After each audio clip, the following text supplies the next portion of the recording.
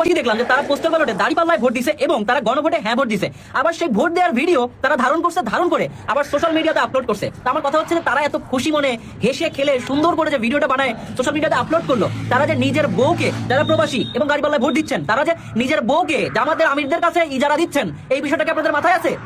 Chairman sir, বিএনপির chairman Tarique Rahman, উনি আমার সাথে হ্যান্ডশেক করার সময় বলেছেন, I follow you a lot, so it's a great thing for me. As I said, আমি স্যারকেই বলেছি যে it's meant a lot to me. রে মাউয়ার ফু, তুই যে এখন হাসি মুখে যে জনাব তারেক রহমানের লগে সাক্ষাৎ করতে গেলি, তুই কি তোর মা, তোর বোন, তোর ভবিষ্যৎ বউ, প্রেমিকা, তোর সদ্য গোষ্ঠী যা আছে তাদেরকে কি জনাব তারেক রহমানের কাছে ইজারা দেওয়ার জন্য গিয়েছিস? জনাব তারেক রহমান, আপনার জনপ্রিয়তা আছে, আপনার বাবা মা উভয়েরই জনপ্রিয়তা আছে। তার মানে এইরকম সস্তা মার্কা যে একটা টিকটকারের সাথে যে কিনা প্রবাসীকে নিয়ে গালিগালাজ করে, আপনি তাকে ভাওবা দিয়ে এসেছেন, এটা কিন্তু অন্তত আপনার কাছে আশা করিনি লিডার।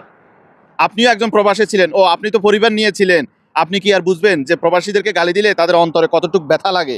এটা যদি আপনি বুঝতেন তাহলে এই ছেলেটাকে অন্তত বাহবা দিয়ে আসতেন না। আপনার কাছে এটা আশা করিনি। আপনি ভবিষ্যতের প্রধানমন্ত্রী হবেন, তাই বলি কি এরকম সস্তা টিকটকারের সাথে আপনি হ্যান্ডশেক করবেন এবং তাকে বলে আসবেন আই ফলো ইউর লর্ড? এ কথা না বললেও আপনি পারতেন, তার সম্পর্কে একটু খোঁজখবর নিয়ে কথা বলতে পারতেন। সে যে প্রবাসীদেরকে মনে যে আঘাত করেছে, গালিগালাজ করেছে, সেটা কি আপনি জানেন?